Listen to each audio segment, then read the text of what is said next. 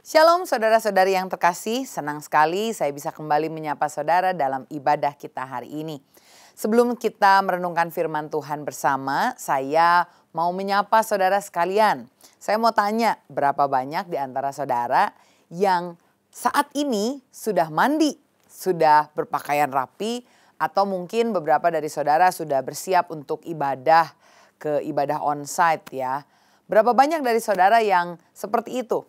Kalau itu saudara, salah satunya mari katakan amin di dalam kolom komentar. Wah, luar biasa sekali kalau memang saudara ketika mengikuti ibadah ini sudah mandi, berpakaian yang baik, duduk yang rapi. Dan itu menunjukkan bahwa saudara antusias ya. Tetapi buat yang belum, mungkin beberapa dari saudara ada yang belum, saya mungkin izin tebak ya. Jangan-jangan saudara ini masih rebarahan di kasur atau masih mungkin memakai baju tidur atau masih bahkan ada yang di bawah selimut sambil mendengarkan khotbah ini. Tentu saya mengapresiasi sekali kerinduan saudara untuk mengikuti ibadah walaupun secara online ya dan juga mendengarkan firman.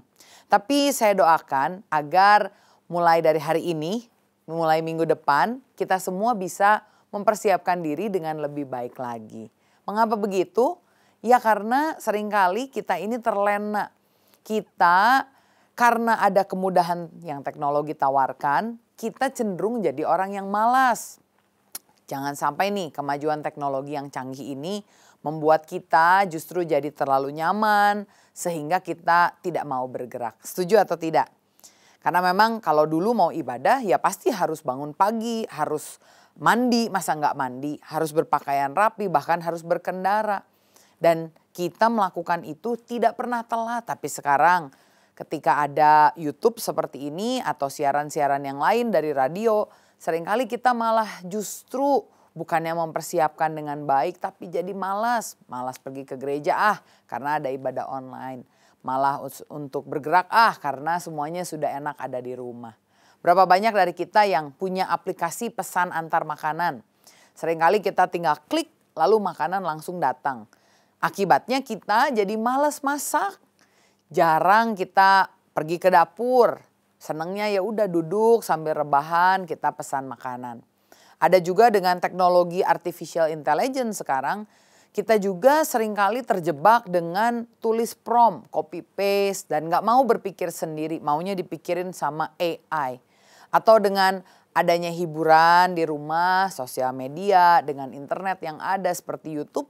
Kita jadi malas untuk beres-beres rumah, malas untuk ngobrol sama keluarga.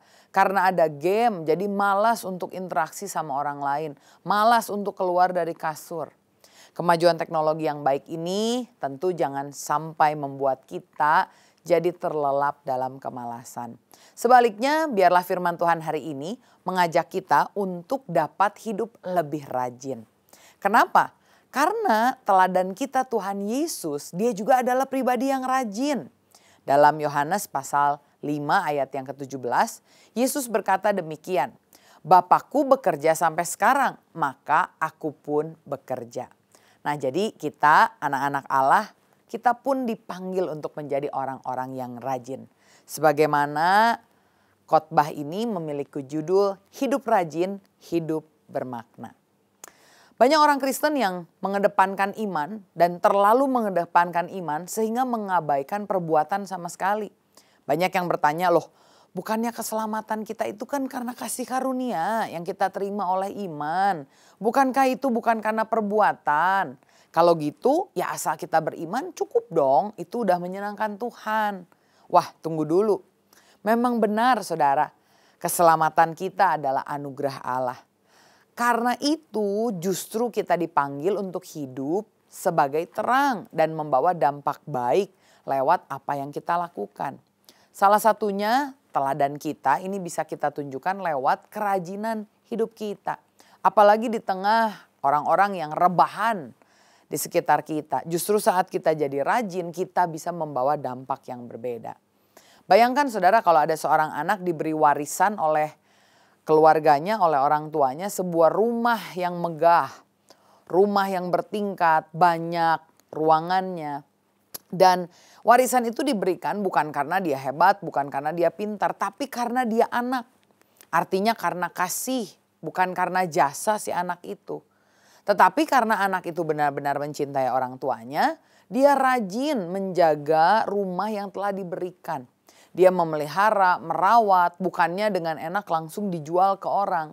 Dia melakukan semuanya walaupun rumahnya besar, dibersihkan satu-satu. Kalau dari pagi sampai sore pun rasanya belum selesai. Tetapi dia melakukannya dengan rajin. Bukan karena kewajiban semata, tetapi karena dia betul-betul mensyukuri apa yang telah diberikan oleh orang tuanya. Begitu pula sebetulnya dengan kita. Kita melayani Tuhan dan hidup dengan rajin bukan untuk mendapatkan keselamatan, melainkan sebagai wujud kasih kita kepada Tuhan yang sudah terlebih dahulu mengasihi dan menyelamatkan kita. Kerajinan ini adalah buah yang manis dari keselamatan yang dikerjakan oleh orang percaya. Saudara mungkin ingat perumpamaan tentang talenta dalam Matius 25 ayat 14-30 ya. Di mana ada seorang tuan yang menitipkan talenta kepada beberapa hambanya. Dan ada satu hamba ini yang diberikan satu talenta, di mana tuannya ini jadi sangat marah. Kenapa dia marah? Dia marah bukan karena hambanya yang satu talenta ini gagal untuk mengelola talenta tersebut. Gagal karena mencoba waktu mengembangkan tidak jadi, bukan. Tapi justru tuannya ini marah karena hambanya malas.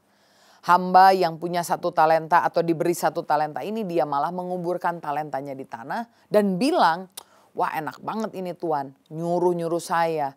Mana lagi dia mau pergi, lalu dia mau ikut panen hasilnya padahal dia gak ikut menabur, enak banget. Udah saya kubur aja ini talenta. Lihat saudara, dia bukannya berterima kasih. Sudah diberikan kepercayaan, dikasih satu talenta yang tidak murah. Tapi justru dia punya pikiran yang negatif buat tuannya.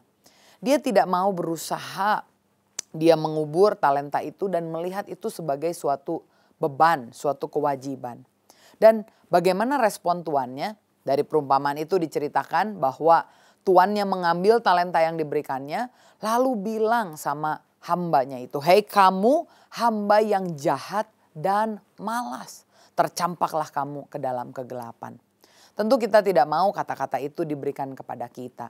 Saat kita bertemu dengan Tuhan, kita ingin Tuhan bilang, selamat datang hambaku yang baik dan setia, bukan hambaku yang jahat dan malas.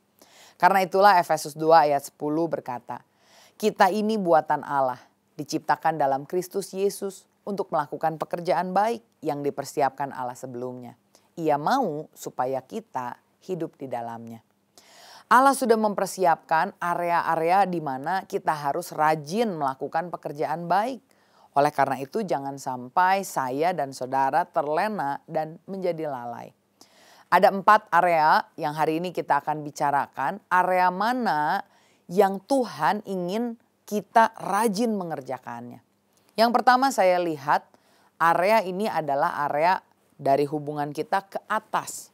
Artinya dia ingin kita rajin membangun hubungan dengan Tuhan.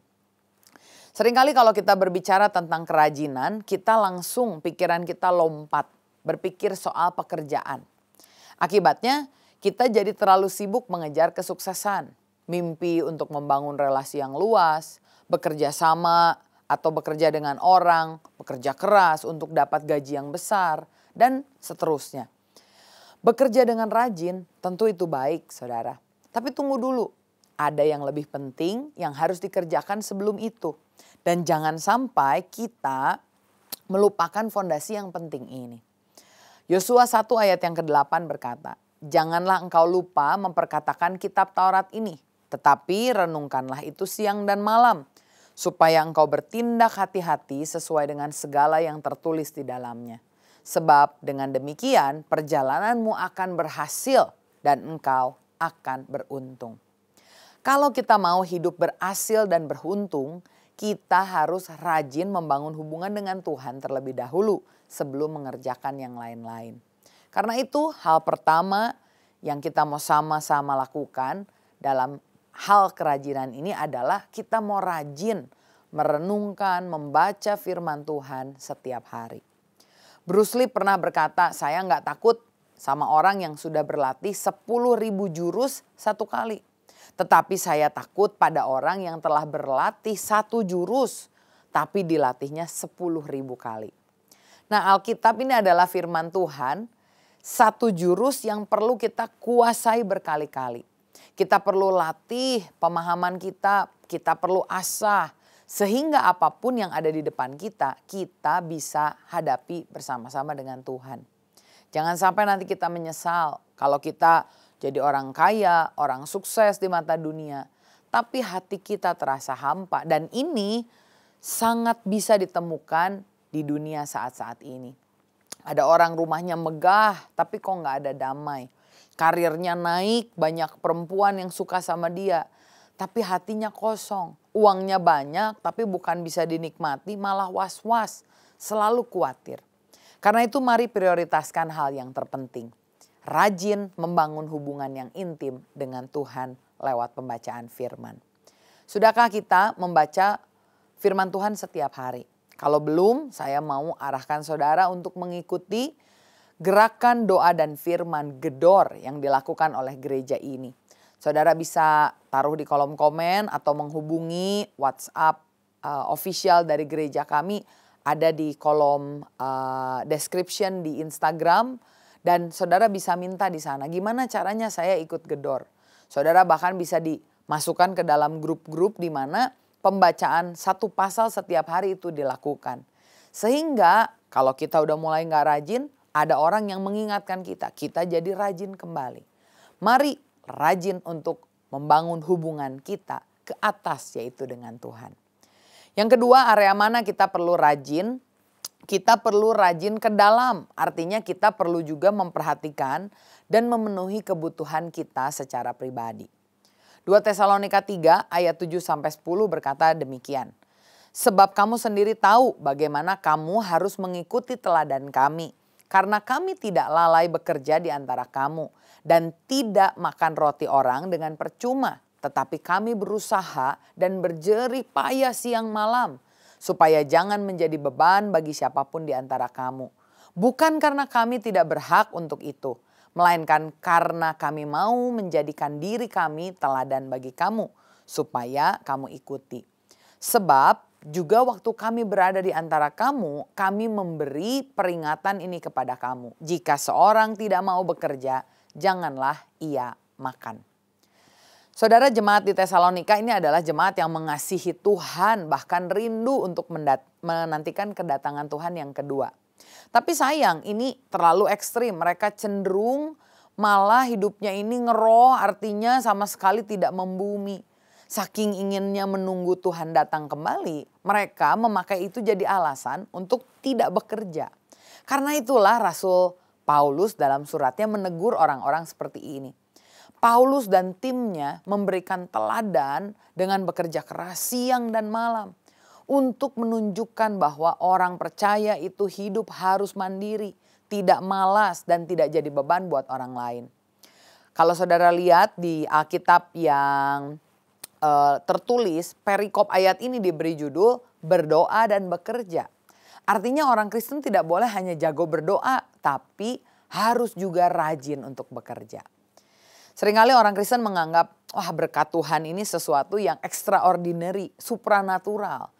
Yang dilakukan tanpa usaha. Seperti kayak ada rejeki nomplok turun dari langit. Wow, tanpa bersusah-susah tiba-tiba Tuhan datangkan uang berduyun-duyun. Berkat yang melimpah. Memang itu bisa terjadi saudara. Tapi kalau kita lihat ternyata sebetulnya Tuhan ini lebih sering memberikan kepada kita kemampuan untuk kita bisa rajin bekerja. Dan lewat pekerjaan itulah Tuhan memberkati kita. Ulangan pasal 8 ayat 18 berkata, tetapi haruslah engkau ingat kepada Tuhan Allahmu. Sebab dialah yang memberikan kepadamu kekuatan untuk memperoleh kekayaan. Dengan maksud meneguhkan perjanjian yang diikrarkannya dengan sumpah kepada nenek moyangmu seperti sekarang ini. Ini menunjukkan bahwa kita dipanggil untuk bertanggung jawab atas hidup kita dengan kekuatan yang Tuhan berikan. Artinya kita perlu saat kita sehat, saat kita bisa, saat kita mampu, saat Tuhan izinkan belajar untuk rajin. Rajin untuk apa? Rajin untuk bekerja, memenuhi kebutuhan. Rajin untuk apa? Rajin untuk berolahraga agar kesehatan kita juga terjaga. Rajin untuk mengupgrade diri sehingga saya pernah lihat itu ada orang yang bergelut ya untuk bisa dapat pekerjaan. Sekarang yang lulus banyak, lapangan pekerjaannya yang sedikit. Jadi apa yang saudara bisa lakukan untuk membedakan diri saudara dengan orang lain? Caranya adalah rajin mengupgrade diri. Kalau ada anak muda di sini, siapkan keterampilan. Jangan hanya nunggu kuliah, lalu sore tidak ada apa-apa pulang. Saudara bisa cari, mungkin ada kesempatan kerja, ada internship. Sehingga nantinya kita bisa memenuhi kebutuhan kita sendiri dan menjadi teladan buat orang lain. Apakah hari ini dalam hidup saudara, saudara masih mungkin dalam pekerjaan, keuangan, studi, lebih mengandalkan orang lain atau bermalas-malasan dengan memakai alasan saya menunggu berkat Tuhan? Kalau masih, mari kita bertobat. Jadilah pribadi yang rajin, bukan hanya rajin berdoa tapi rajin bekerja, bukan hanya ke atas tetapi ke dalam. Yang ketiga, rajin untuk apa? Rajin untuk keluar. Keluar artinya menolong dan memberkati sesama manusia. Galatia 6 ayat 9 berkata, janganlah kita jemu-jemu berbuat baik, karena apabila sudah datang waktunya kita akan menuai jika kita tidak menjadi lemah. Setelah membangun kerajinan tadi ke atas, ke dalam, kita juga punya giliran untuk menjadi rajin memberi keluar. Saya ingat ada seorang pria namanya Oskar Schindler. Dia ini seorang pengusaha Jerman yang hidup di masa Perang Dunia Kedua. Dia awalnya ini punya pabrik dan memanfaatkan pekerja Yahudi di pabriknya untuk mencari keuntungan karena dibayar murah. Tapi ketika Perang Dunia Kedua itu terjadi, dia melihat dan hatinya tergerak bagaimana ada kekejaman dari Nazi. Dan dia ini memutuskan untuk menyelamatkan mereka. Dan dengan berbagai cara, dengan berbagai alasan, dia berusaha untuk tolong orang sebanyak-banyaknya. Setelah Perang Dunia ini usai, Schindler memang jatuh miskin. Tapi puluhan tahun kemudian, saudara tahu dia mendapatkan penghargaan yang begitu luar biasa. Keturunan dari mereka yang pernah diselamatkan tidak pernah akan bisa melupakan kebaikan dari Oskar Schindler. Dan sampai hari ini, nama Oskar Schindler ini dihormati sebagai pahlawan yang luar biasa.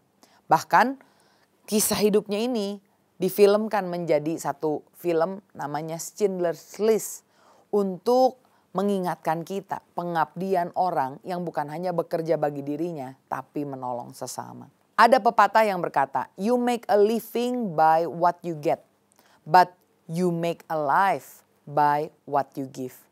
Kita hidup dengan apa yang kita dapatkan, tetapi kita bisa membuat hidup dengan apa yang kita berikan. Hidup bukan sekedar hidup seperti itu saja, memenuhi kebutuhan secara jasmani. Tapi hidup yang bermakna itu adalah hidup yang kita juga berikan untuk orang lain. Apakah hubungan kita mungkin ke atas, ke dalam sudah baik kita bangun dengan rajin? Jika ya, bagus saudara. Dan inilah saatnya untuk saudara mulai memikirkan bagaimana saya bisa rajin membangun keluar. Bagaimana saya bisa menemukan orang, kegiatan, proyek yang saya bisa terlibat di dalamnya sehingga saya bukan hanya hidup untuk diri saya sendiri. Saya bukan hanya diberkati tetapi saya mau juga hidup buat orang lain. Diberkati lewat kerajinan tangan saudara. Yang keempat, yang terakhir, bukan hanya kita rajin membangun hubungan ke atas, ke dalam, keluar, tapi kita juga perlu membangun hubungan ke depan. Artinya kita harus maju rajin dalam pekerjaan Tuhan. 1 Korintus 15 ayat 58 berkata, karena itu saudara-saudaraku yang kekasih, berdirilah teguh, jangan goyah, dan giatlah selalu dalam pekerjaan Tuhan.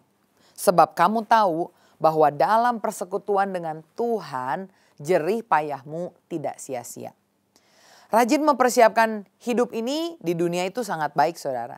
Saudara rajin sekolah untuk dapat pekerjaan baik. Saudara rajin kerja untuk bisa dapat punya tabungan.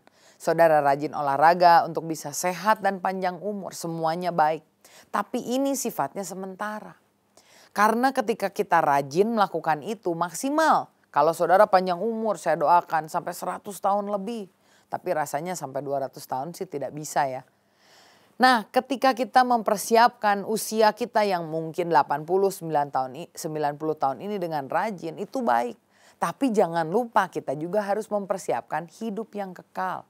Dan persiapan untuk hidup kekal, firman Tuhan bilang itu tidak pernah sia-sia. Sekali lagi saya mau menekankan kita diselamatkan oleh kasih karunia. Tetapi Tuhan mau agar sebagai buahnya kita jadi orang yang giat dan bertekun dalam pekerjaan Tuhan. Artinya kita melakukan pekerjaan baik dan tinggal di dalamnya dalam pekerjaan baik yang telah disiapkan oleh Tuhan sebelumnya. Dalam ayat yang kita baca di atas, Yohanes 5 ayat 17, Yesus berkata, "Bapakku bekerja sampai sekarang, maka aku pun bekerja juga." Sebetulnya apa sih yang Yesus dan Bapa kerjakan sampai hari ini? Jawabannya adalah mencari dan menyelamatkan orang yang terhilang. Allah sangat rindu untuk sebanyak-banyaknya orang selagi masih ada kesempatan.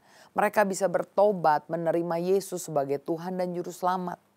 Karena itu Allah bekerja dan karena Allah bekerja kita juga harus turut bekerja bersama-sama dengan Allah dalam hal ini. Kita tidak bisa hanya tinggal diam. Hari ini saudara maukah kita sadar bahwa pekerjaan yang terutama adalah doing God's business. Saudara lihat mungkin setiap hari saudara rajin melakukan segala hal.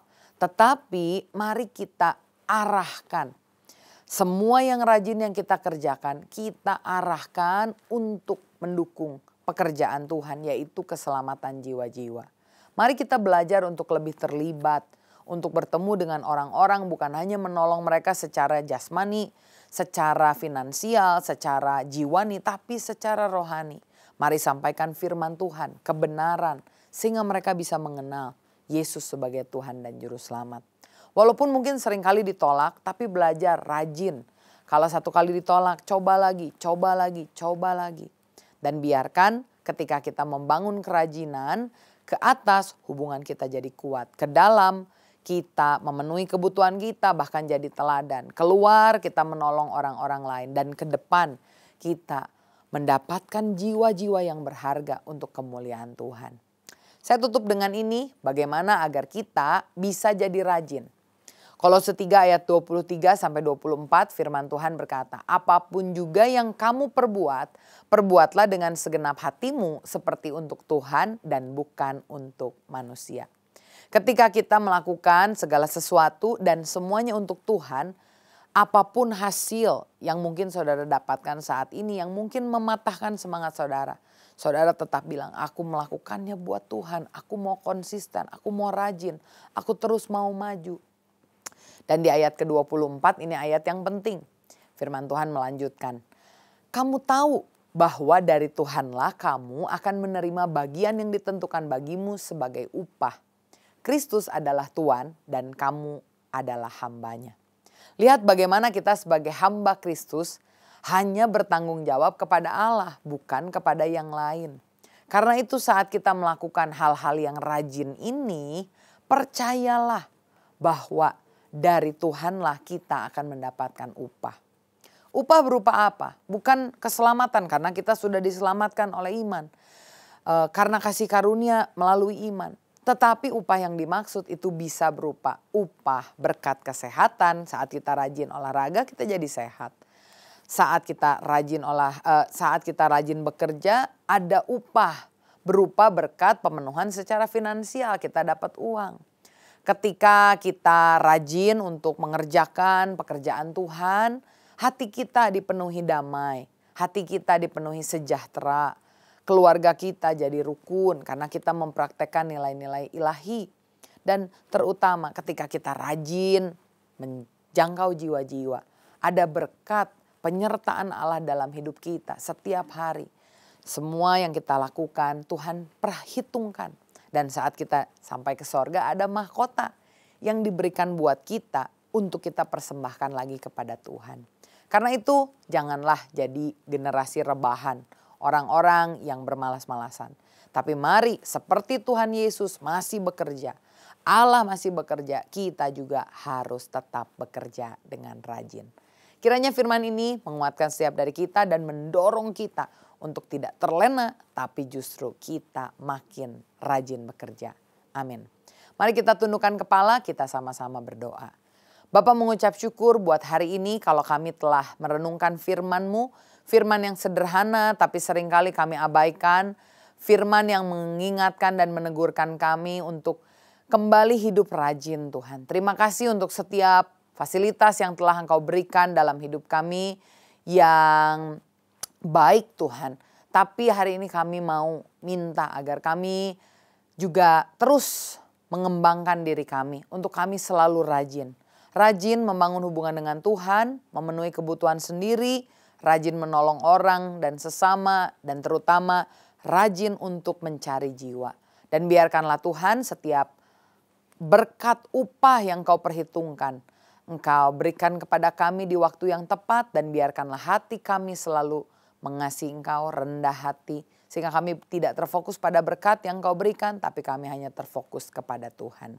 Terima kasih ya Tuhan, Kau memberkati setiap anak-anak-Mu, biar apa yang kami kerjakan dengan rajin, bukan seperti untuk manusia tetapi untuk Allah. Terima kasih Bapa, hanya di dalam nama Tuhan Yesus kami berdoa dan mengucap syukur, kami terima berkat Tuhan dari Allah Bapa, dari Tuhan Yesus kasih-Nya yang melimpah dan Roh Kudus yang menyertai kita selama-lamanya. Hanya di dalam nama Tuhan Yesus Kristus, haleluya, amin. Tetap semangat, Tuhan Yesus memberkati.